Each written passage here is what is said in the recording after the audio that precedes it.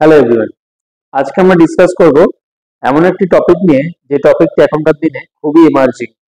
কারণ এই ভাইরাসটি এখন সারা বিশ্ব জুড়ে অনেক বাচ্চাদেরই এবং বড়দেরও প্রবলেম করছে, যেটি হলো হিউম্যান মেটানিমো ভাইরাস। তো আজ আমরা জানবো এই ভাইরাসটি কি, এটি কিভাবে সব মানুষের মধ্যে ছড়িয়ে যায়।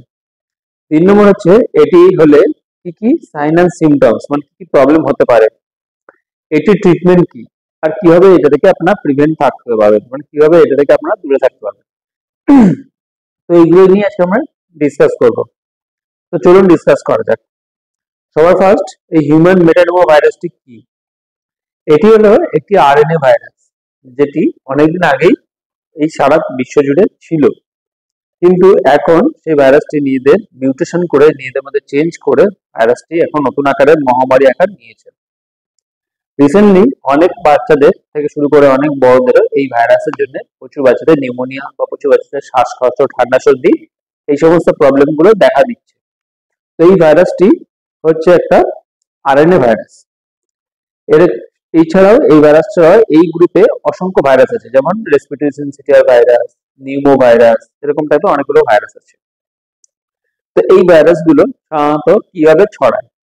এই ভাইরাসগুলো ছড়ায় হচ্ছে সাধারণত আমরা যদি কোনো বাচ্চাদের বা কোনো বড়দের যদি কোনো এরকম ভাইরাসটি আক্রান্ত হয়, সে যদি প্রচন্ড জোরে হাঁচি বা কাশি হয় বা নাক থেকে জল পড়ে, সেই জিনিসটিকে সাপোজ বলবো নাকের জল থেকে জল পড়ছে বলে নাকটা কম করে নাকটি হাত দিয়ে তারপর সেই হাতটি কোনো জায়গায় রাখলো, এবার সে অন্য একটা নর্মাল মানুষের সে যদি সেই জায়গাটা হাত দেয়, তাহলে সেখান থেকে তার ইনফেকশন ছড়াবে।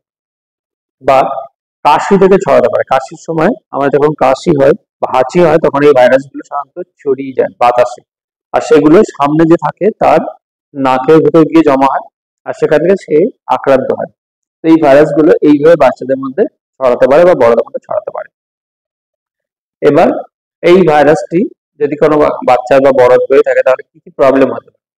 তো সবার ফার্স্ট যে প্রবলেমটি হয় সেটা হচ্ছে নাক থেকে জল পড়বে, সর্দি লাগবে, ঠান্ডা লাগবে, তার সাথে বাচ্চাদের বুকের মধ্যে ঘর ঘর করতে হবে, মানে কাশি শুরু হবে, তার সাথে নিউমোনিয়া হতে পারে, বা তারপরে কি হতে পারে, বাচ্চাদের শ্বাসকষ্ট হতে পারে, বাচ্চাদের বুকের মধ্যে সাই সাই করে শব্দ হবে, বা অ্যাজমা অ্যাটাক হতে পারে। তার সাথে কি হতে পারে, প্রচন্ড পরিমাণে জ্বর হবে, গা ম্যাচ ম্যাচ করবে। এছাড়াও কিছু কিছু ক্ষেত্রে দেখা গেছে এই ভাইরাসের জন্য ডায়রিয়া হয়, পেটে প্রবলেম হতে পারে, পেটে ব্যথা হতে পারে, তার সাথে হাই গ্রেড ফিভার হতে পারে। তো এইগুলো হচ্ছে এই সমস্ত ভাইরাসের জন্য হয়ে থাকে। তার মানে এই ভাইরাসটি অন্য নর্মাল সমস্ত ভাইরাস যেমন জ্বর, সর্দি, কাশি, ঠান্ডা, শ্বাসকষ্ট, নিউমোনিয়া এগুলো করে, সেই এরকম টাইপেরই এই ভাইরাসটি এগুলো করে। তো এবার হচ্ছে এই ভাইরাসটি যদি কোনো বাচ্চা বা কোনো বড়দের হয়ে থাকে তাহলে কি করে ট্রিটমেন্ট করবে? ট্রিটমেন্ট হচ্ছে সিমটোম্যাটিক। এই ভাইরাসটি মারার জন্য কোনো ওষুধ এখনো তৈরি হয়নি। সিমটোম্যাটিক ট্রিটমেন্ট হচ্ছে এটার মেন, মানে যা অসুবিধা হচ্ছে সেটা। নাক থেকে জল পড়ে নাকের ড্রপ দেবেন, শ্বাসকষ্ট হলে বাচ্চাদের হাসপাতালে ভর্তি করে অক্সিজেন দিতে হতে পারে, বাচ্চাদের নেবুলাইজার মেশিন মানে গ্যাস দিতে হতে পারে, বাচ্চাদের অনেক সময় প্রচন্ড জ্বর এলে প্যারাসিটামল খাওয়াবেন, কাশি হলে কাশি ওষুধ খাওয়াবেন, ঠান্ডা লাগলে ঠান্ডার ওষুধ খাওয়াবেন। এগুলো করলেই বাচ্চাদের আস্তে আস্তে ঠিক হয়ে যায়।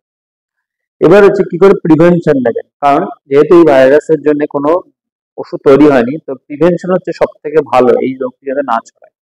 তো প্রিভেনশন হচ্ছে আপনারা যখন বাইরে বেরোবেন তখন মুখে মাস্ক পরে বেরোবেন, যেখানে সেখানে জনবহুল এরিয়াতে হাঁচি কাশি দেবেন না, দিয়ে যখন হাঁচি কাশি দেবেন মুখে রুমাল দেবেন। যে কোনো জায়গায় কফ, থুতু এগুলো ফেলবেন না, সর্দি ফেলবেন না। তো এগুলো করবেন। আর ভালো করে হাত পরিষ্কার করে বাড়িতে ঢুকবেন।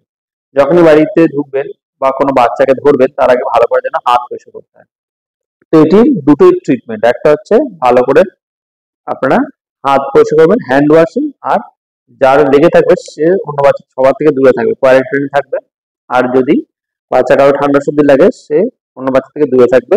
আর বাড়িতে বাইরে মুখে মাস্ক পরে বেরোবেন, যখনই যেখানে বেরোবেন মুখে মাস্ক পরে বেরোবেন। তো এইগুলো করলেই এই ভাইরাস থেকে আপনারা সাধারণত 99% সময় আপনার এই ভাইরাস লাগবে না। তো এইগুলি হচ্ছে এই মেটানিমো ভাইরাসের জন্য হয়ে থাকে। তো আজকের জন্য আপাতত এটুকু, দেখা হবে নেক্সট এপিসোড। Thank you.